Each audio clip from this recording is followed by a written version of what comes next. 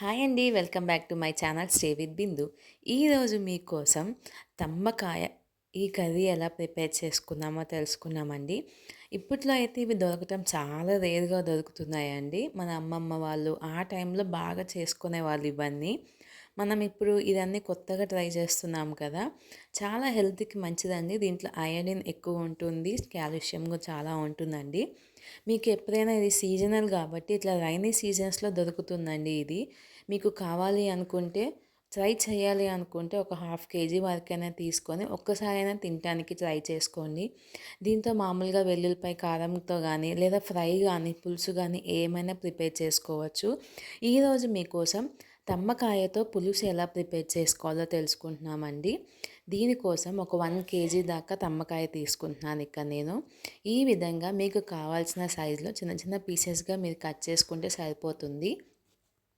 ఈ విధంగా ఈ సైజులో మేము కట్ చేసుకుంటే సరిపోతుందండి. ఇట్లాగా దీన్ని ఒక 2-3 టైమ్స్ వాష్ చేసుకొని దీన్ని ఒక సపరేట్ బౌల్లోకి తీసుకొని ముందుగా ఈ తంబకాయని మనం బాయిల్ చేసుకున్నాము.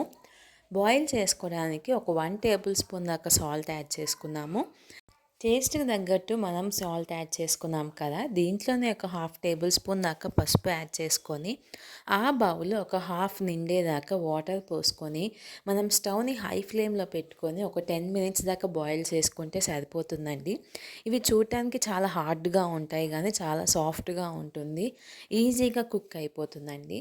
మనం వాటర్ ఎక్కువ పోసినా మళ్ళీ అది ఉడికేటప్పుడు ఇంకా వాటర్ అనేది వస్తుంది కాబట్టి వాటర్ తక్కువ పోసుకుంటేనే చాలా మంచిదండి. చూడండి ఈ విధంగా చూడండి బాయిల్ అయిపోయింది. 10 మినిట్స్‌లో నేను హై ఫ్లేమ్‌లో పెట్టుకున్నాను.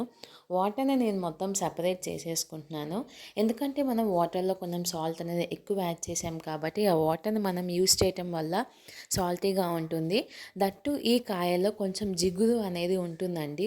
ఆ జిగురు పోవటానికి కూడా ఇట్లా మనం కుక్ చేసుకుంటున్నాము. బాయిల్ చేసుకోవాలి.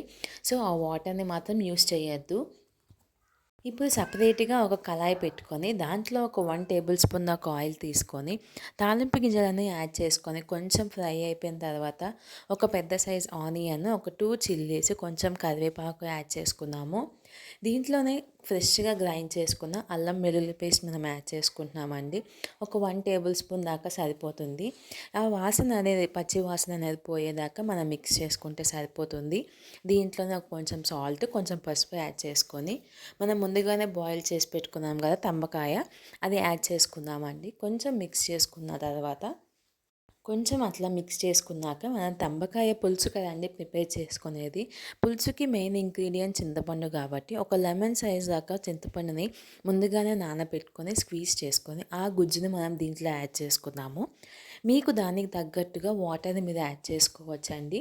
నేను ఎక్కువ వాటర్ యాడ్ చేయట్లేదు. దీంట్లోనే కొంచెం ధనియాల పౌడర్, కారం టేస్ట్‌కి తగ్గట్టు యాడ్ చేసుకుంటే ఒక 10 మినిట్స్ మనం మీడియం ఫ్లేమ్‌లో పెట్టుకుంటే తంబకాయ పులుసు అనేది ప్రిపేర్ అయిపోతుందండి. చూడండి చాలా ఈజీగా సింపుల్ మెథడ్‌లో తంపకాయ పులుసుని ఎలా ప్రిపేర్ చేసుకున్నామో తెలుసుకున్నాం కదా! మీరు కూడా ఒకసారి ట్రై చేసి ఎలా వచ్చిందో కామెంట్స్‌లో చెప్పండి.